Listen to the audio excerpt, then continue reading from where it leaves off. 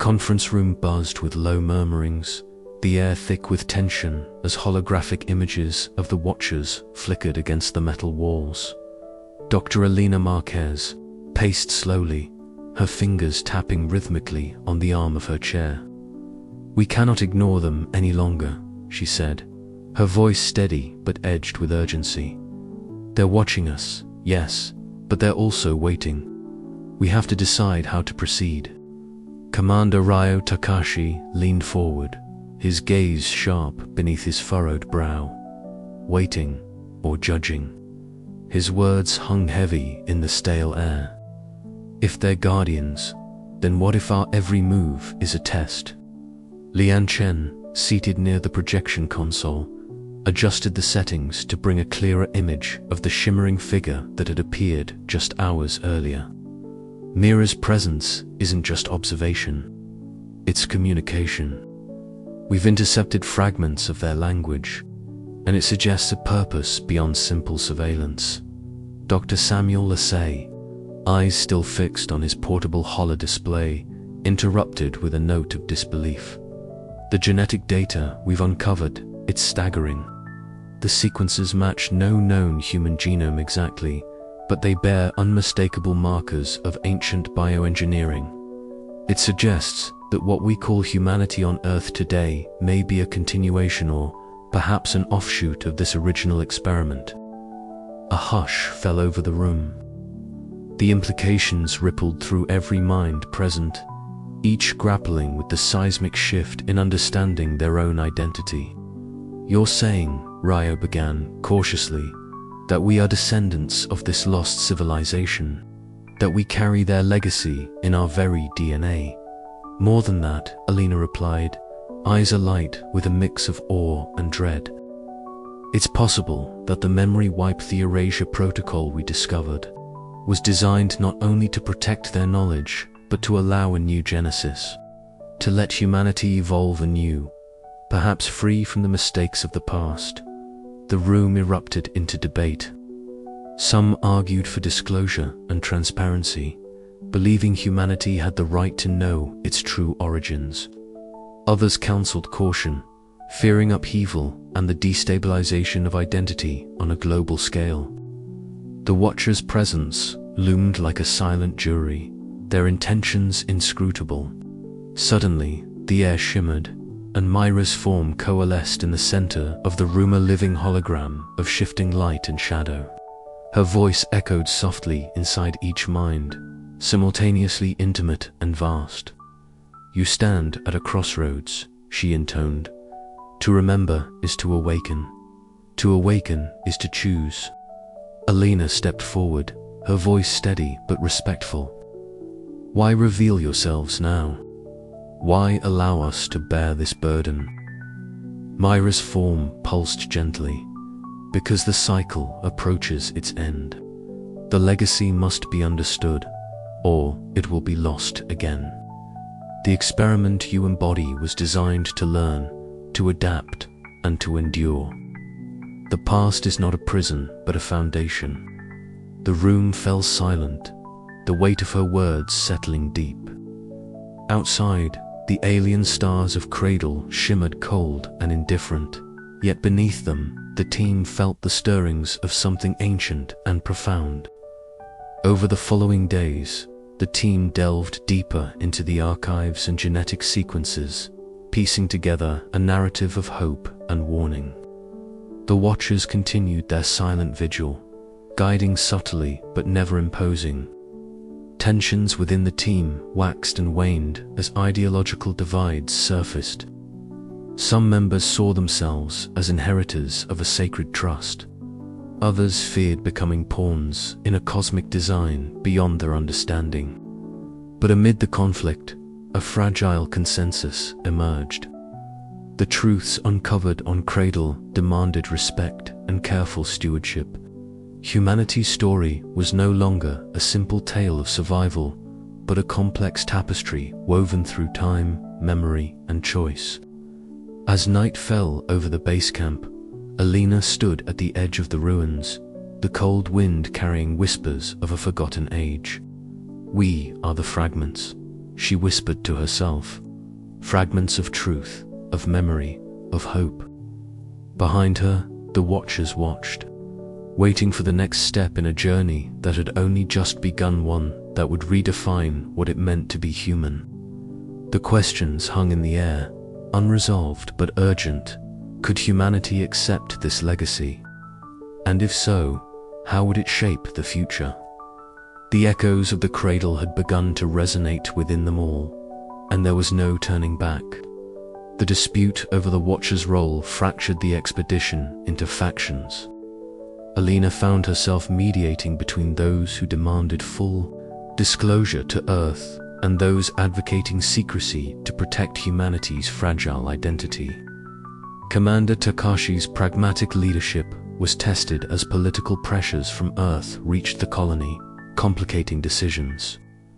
Meanwhile, Lian Chen's linguistic breakthroughs revealed that the Watchers' language contained not only warnings but invitations to learn, to grow, to evolve beyond present limitations.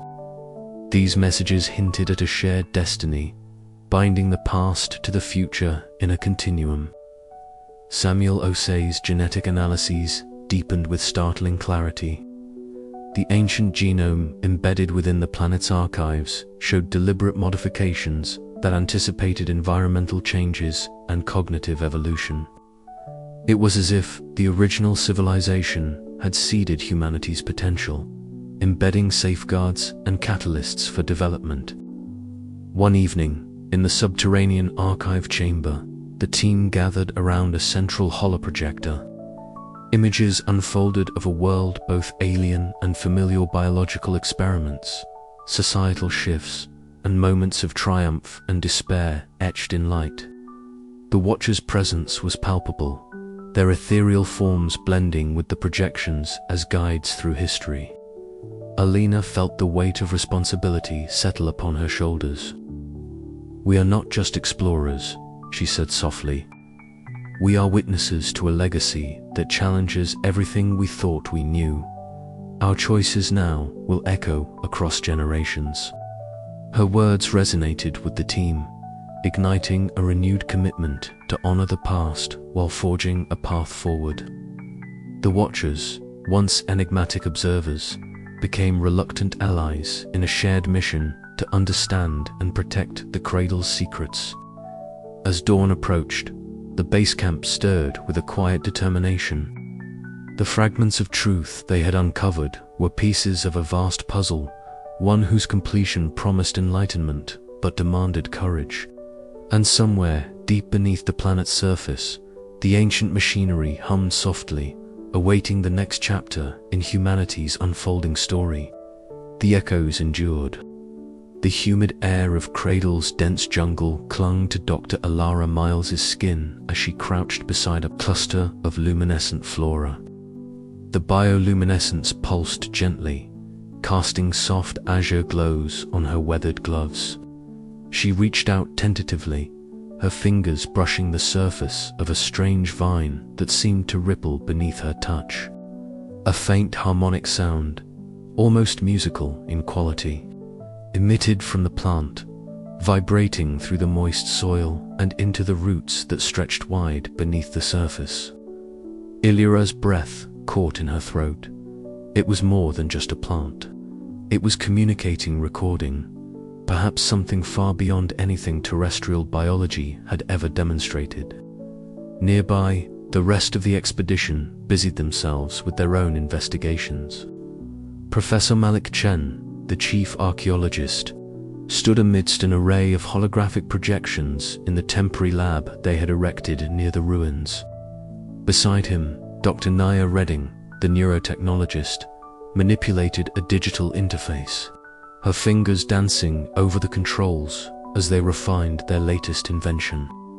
A bio-interface device designed to tap into the planet's living memory. "This is unprecedented," Malik murmured, eyes locked on the streams of data flowing across the translucent screen. Cradle isn't just a planet, it's a repository of its own history. The environment itself acts as a sentient archive. Naya nodded, her eyes bright with excitement and caution. The biosphere stores biological data in ways we never imagined. These harmonic vibrations, the shifting patterns in the flora and fauna, their biological data streams, encoding information about the ancient civilization that once thrived here. Lyra joined them, wiping a bead of sweat from her brow. So the planet remembers, it preserves. This changes everything. Our understanding of history, evolution, memory, even consciousness. Captain Lyra Voss entered the lab, his presence commanding immediate attention. His eyes scanned the room, settling on the holograms, swirling with intricate patterns.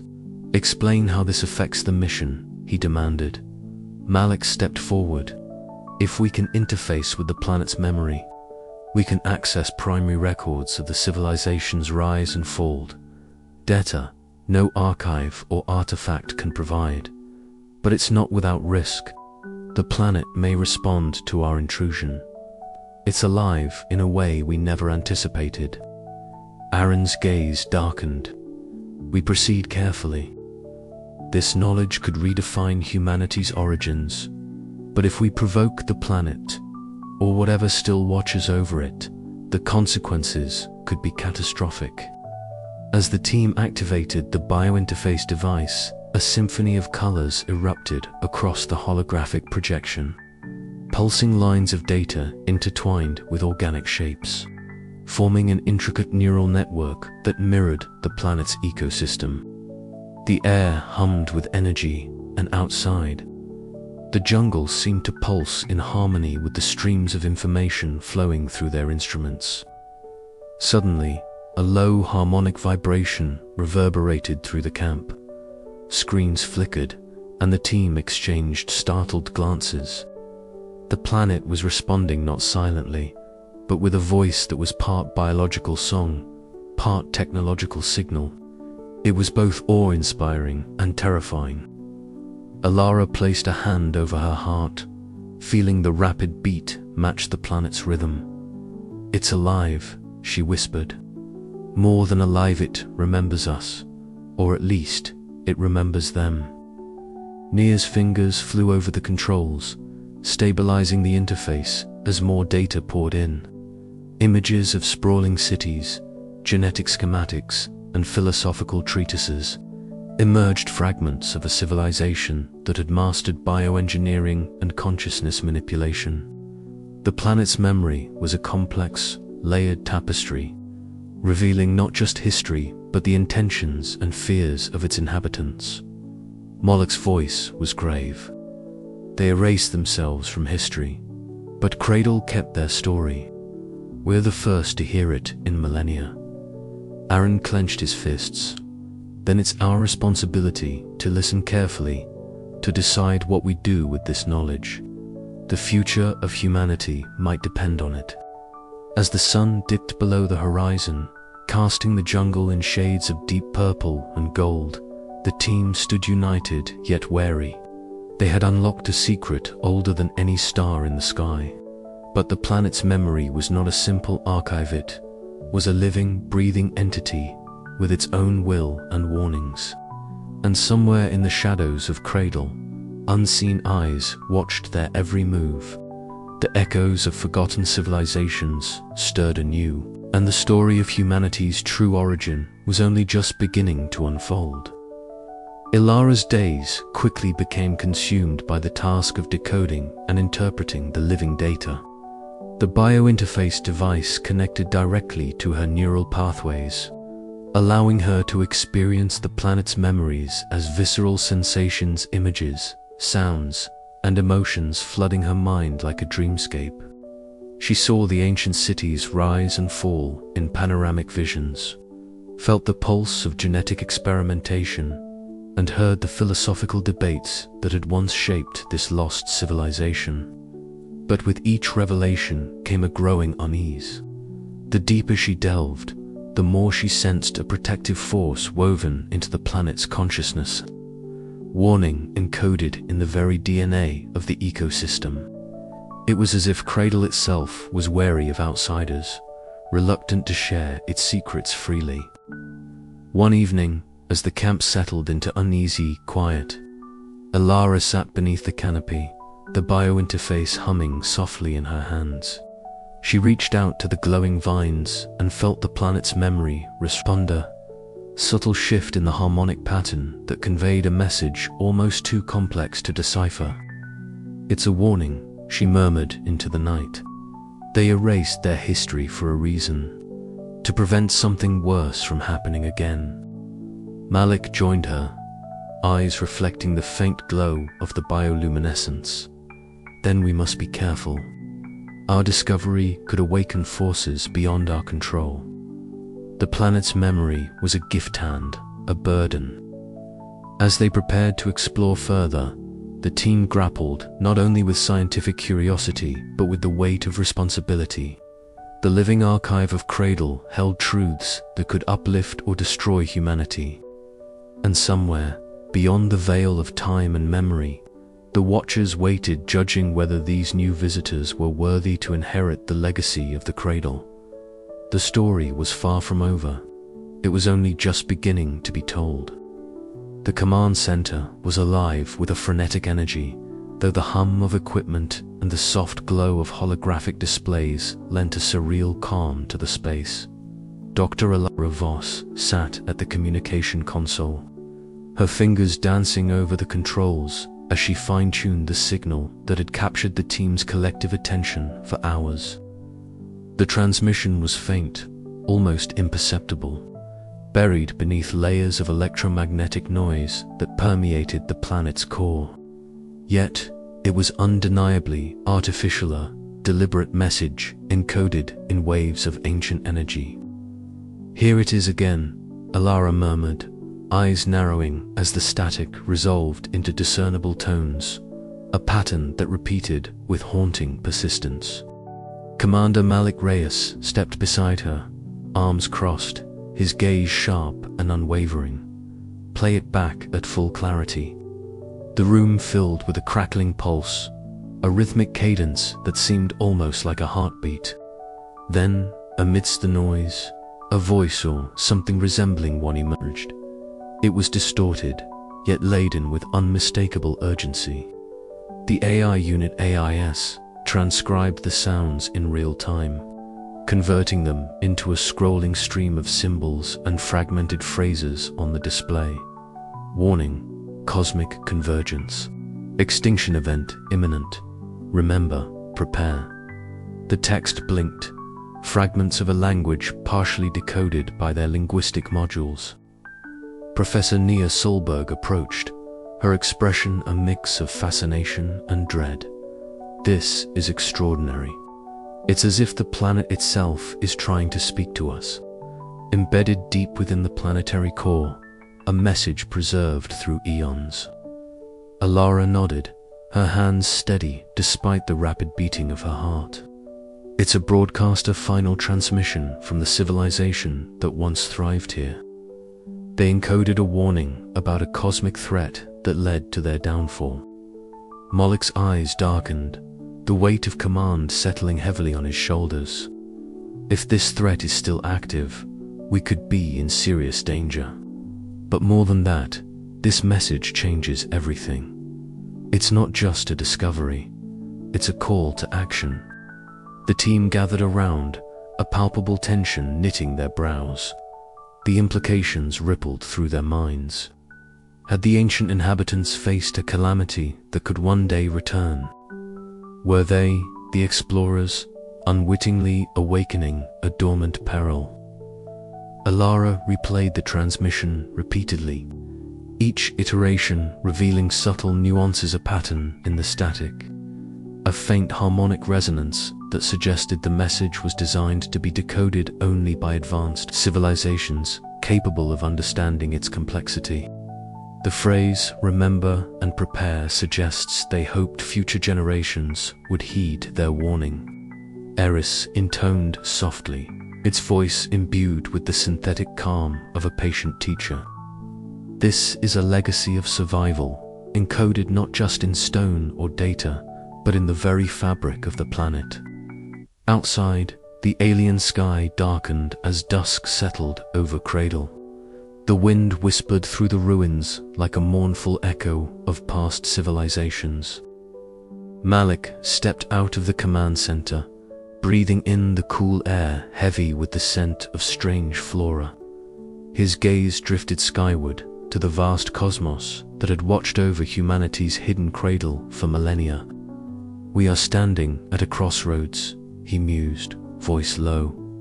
"This transmission is a beacon and a warning. We must unravel its full meaning before it's too late." Back inside, Lyra's fingers hesitated over a delicate control panel. The message was fragmented, incomplete. The technology to fully decode it lay beyond their current reach. But the urgency was clear. The ancient civilization had faced a cosmic threat, one that jeopardized not just their survival, but potentially that of all who followed.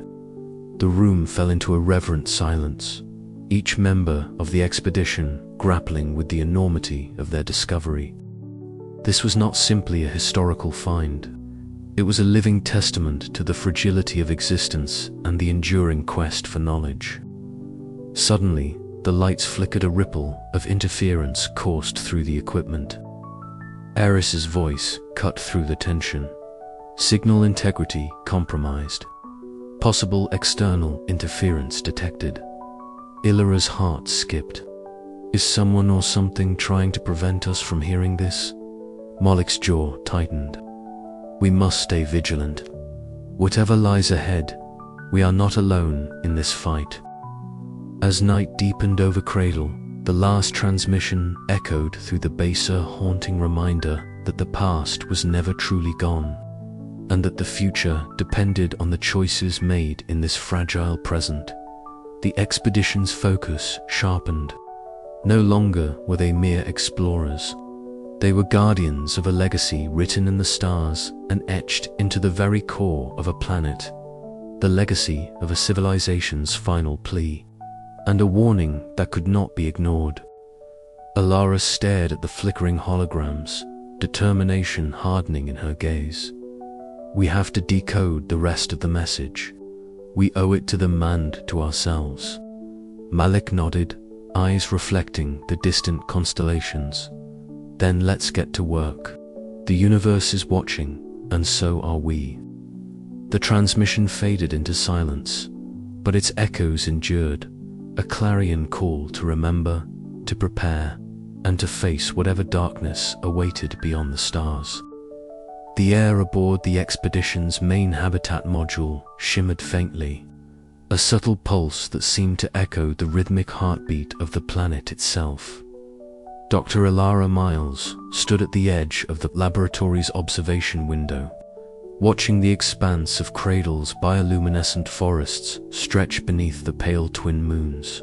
Her fingers tapped nervously against the digital tablet, the data streams flowing faster than she could fully comprehend. Lyra called Sophia Kim from across the room, her voice threaded with a mix of excitement and apprehension. You need to see this. The neural scans, something's changing. Lyra moved swiftly, her boots silent on the smooth floor.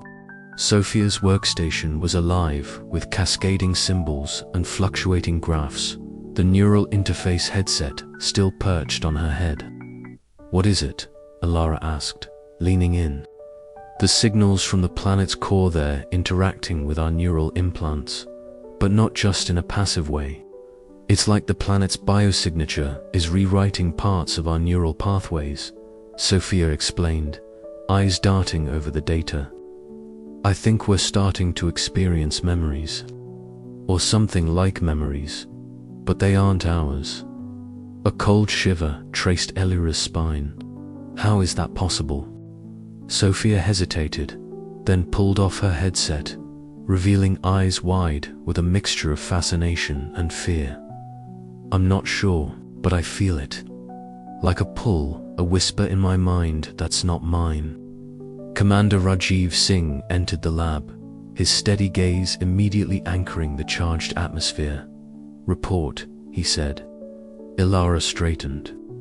The planet's biosignature is altering our neural activity. Sophia's experiencing foreign memories fragments from the civilization we're studying. Rajiv's brow furrowed. Are these changes dangerous? Potentially, Marcus felt interjected, stepping forward from the shadows. If the planet is imprinting its history directly onto our minds, it could destabilize our sense of self. But it's also an unprecedented opportunity to learn firsthand what happened.